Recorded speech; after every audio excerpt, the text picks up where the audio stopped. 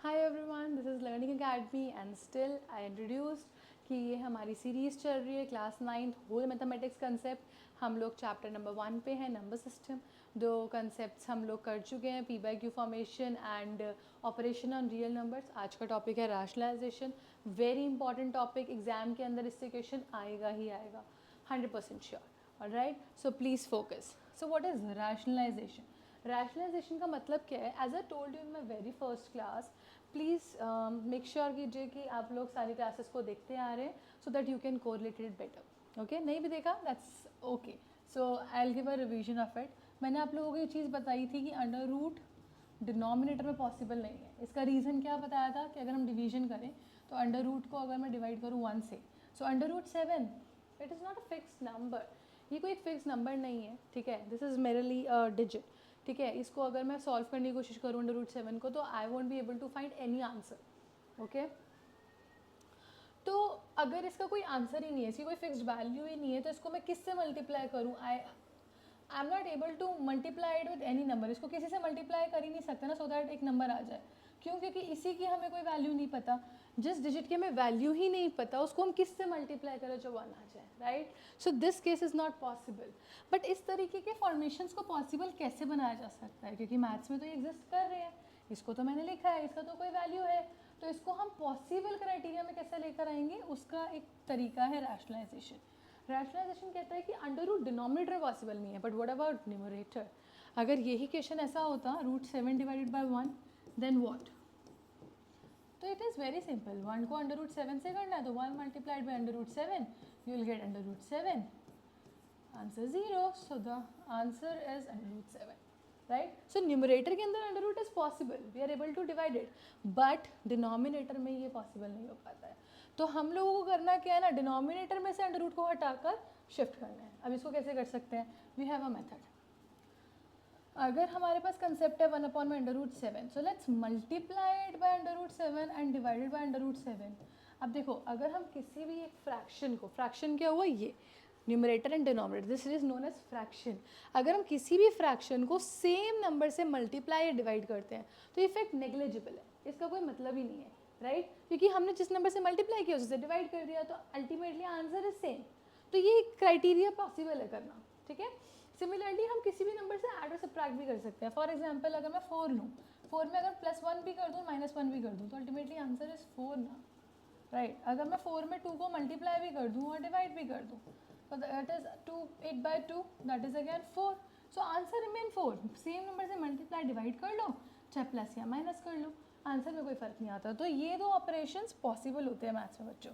इसको तुम कहीं पे भी जहाँ आपको रिक्वायर्ड है, आप इन ऑपरेशंस को यूज़ कर सकते हो। अब यहाँ करने से हुआ क्या बेनिफिट? अब आप बोलोगे ma'am what is the benefit? 1 into under root 7, क्योंकि न्यूमरेटर को न्यूमरेटर से मल्टीप्लाई करना है, so this is nothing but under root 7। And under root 7 क्या होता है? Again under root 7 into under root 7, 7 to the power half into 7 to the power half, that means base same, power add, half plus half, that is nothing but 7 to the power 1, that is 7. So under root 7 into under root 7 is 7. So यहाँ पे क्या हुआ? Denominator से under root हट के कहाँ चला गया? न्यूमरेटर में। Now this fraction is possible, okay. और ये पॉसिबल क्यों हो पाए? Because of rationalisation. So rationalisation क्या करता है? एक इम्पॉसिबल फ्रैक्शन को पॉसिबल फ्रैक्शन के अंदर कन्वर्ट कर देता है। होप मेरी बात समझ में आ रही है। यहाँ पे ना इसको एज अ ट्रिक याद कर लो। अगर हम सेम डिजिट्स को, अंडर रूट्स को मल्टीप्लाई करेंगे, so answer is the digit itself, ठीक है। अगर मैं यहीं पे बात करूँ, for example under root 2 into under root 2, so answer is 2। Under root 4 into under root 4, answer is 4। Under root x into under root x, answer is x, and so on, okay. So this is the basic concept of rationalisation. अब इसको कैसे complex करेंगे? Let's see. अब question आपको next जो stage है वो क्या आता है? 1 अपॉन में 3 under root 5। Now it's up to you, आप चाहे तो पूरे के पूरे डिनोमिनेटर को मल्टीप्लाई कर लो अंडर रूट 5, और जस्ट अंडर रूट वाली फिगर को मल्टीप्लाई कर लो। It's all up to you. यहाँ पे थोड़ा मल्टीप्लिकेशन पॉसिबल, थोड़ा कॉम्प्लेक्स हो जाएगा क्योंकि 3 को 3 से भी करना पड़ेगा, राइट? यहाँ सिर्फ रूट को रूट से करना है, तो इट इज़ प्रीटी ईजियर। सो हम लोग ये फॉलो करते हैं। लेट्स सी, इसका भी आंसर देख लेते हैं. 1 into 3√5 is nothing but 3√5 upon में 3 3 इज 9. पहले बताया था √5 into √5 is 5, that is 3√5 upon में 9 5 45. Okay, now what is here? √5 into 1 is √5 and 3 as it is, क्योंकि यहाँ 1 है. √5 into √5 is 5, that is √5 upon 5 3 is 15. यहाँ पे देखो 3 को अगर कैंसिल करना चाहें तो दिस इज नथिंग बट 15. तो answer is still same, you know, answer is still same, but we'll follow this क्योंकि यहाँ मल्टीप्लिकेशन इज प्रिटी ईजियर. तो इस तरीके से वो कॉम्प्लेक्स कर सकते हैं आपको. अब जो एग्जाम पॉइंट ऑफ व्यू से इंपॉर्टेंट क्वेश्चन है वो मैं आपको बता रही हूँ. प्लीज़ इस क्वेश्चन को बहुत अच्छे से फोकस करेंगे. यहाँ पे वो आपको क्या करते हैं, वो यहाँ पे एक ऑपरेटेड नंबर देते हैं 3 प्लस √5. अब यहाँ पे अगर मैं मानो फॉर एग्जाम्पल √5 से मल्टीप्लाई करने की कोशिश करूँ तो क्या होगा? ऊपर तो √5 आ गया, नीचे क्या होगा? 3 multiply by √5 multiply by 3 plus √5. अब ये डिस्ट्रीब्यूटिव प्रॉपर्टी सीखी है, ये पहले इस डिजिट से होगा फिर इस डिजिट से होगा. So ultimately √5 numerator, √5 into 3 is 3√5 plus √5 into √5 is nothing but 5. So ultimately answer में तो डिनोमिनेटर से नहीं गया ना अंडर रूट, तो ये ऑपरेशन यहाँ पॉसिबल नहीं है. अब यहाँ जो ऑपरेशन पॉसिबल है वो क्या है ये देखिए.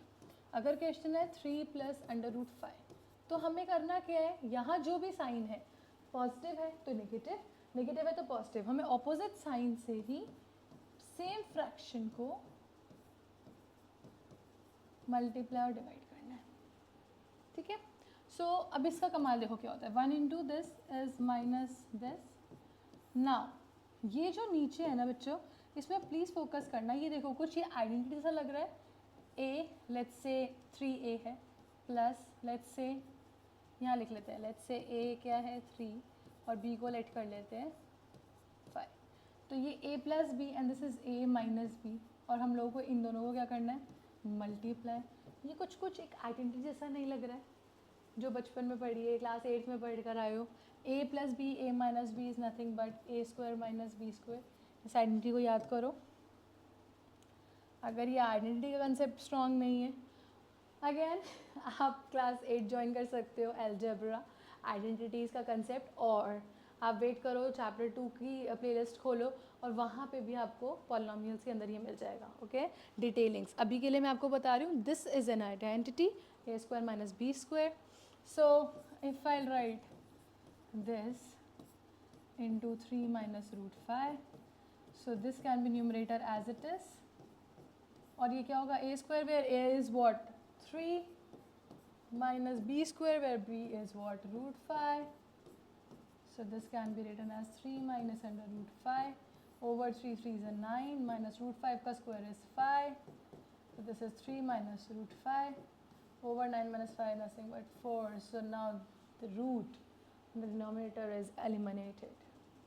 जो अंडर रूट है डिनोमिनेटर का वो हट गया बच्चों, राइट. सो यहाँ पे क्राइटेरिया फॉलो करते हैं. ऑलराइट, सो आई होप ये कंसेप्ट समझ में आ रहा है. फाइन. सो एक और क्वेश्चन करके देखते हैं, थोड़ा और कॉम्प्लेक्स करेंगे इसको.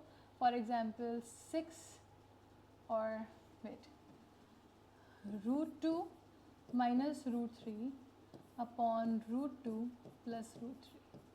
अब यहाँ क्या है? न्यूमरेटर में भी एक ऑपरेटेड फिगर्स हैं और डिनोमिनेटर में ऑपरेटेड फिगर्स हैं. तो अभी यहाँ पे कैसे क्लैरिटी आएगी? अगेन न्यूमरेटर से हमें कोई लेना देना नहीं है. We don't need to focus, हमें फोकस ही नहीं करना न्यूमरेटर पे, सिर्फ डिनोमिनेटर पे ध्यान देना है. यहाँ प्लस है, जैसे आपको पहले बताया, माइनस से इसको कर दो मल्टीप्लाई और डिवाइड. ठीक है. अब न्यूमरेटर में देखो आइडेंटिटी तो न्यूमरेटर में भी बन गई है. क्या बनी है देखो? If a is √2 and b is √3, so identity is a minus b into a minus b, which is a minus b का whole square, which is a square minus 2ab plus b square. Okay, so similarly हम लोग ऊपर को identity बना सकते हैं. Identity क्या है? a square where a is √2 तो I will simply write a square minus 2 b plus b square. Identity कैसे लगी है देखो, a square minus 2 b plus b square, isn't it? इसको ध्यान से समझ रहे हो?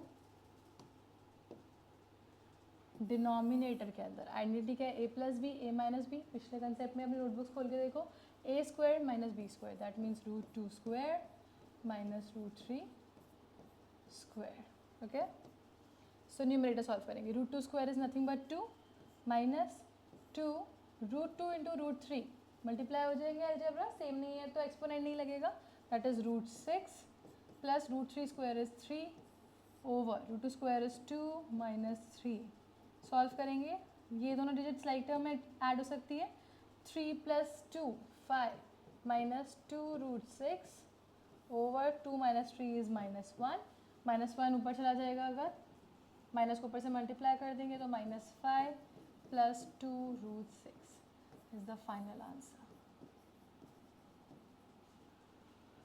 आई होप ये आपको बहुत अच्छे से क्लियर हो रहा है, ठीक है। ये this is the at max concept जो वो आपको दे सकते हैं इसमें से, और आई एम प्रिटी श्योर ये कंसेप्ट आपको एग्जाम में पूछेंगे ही पूछेंगे। सो प्लीज़ इसको अच्छे से प्रैक्टिस करोगे।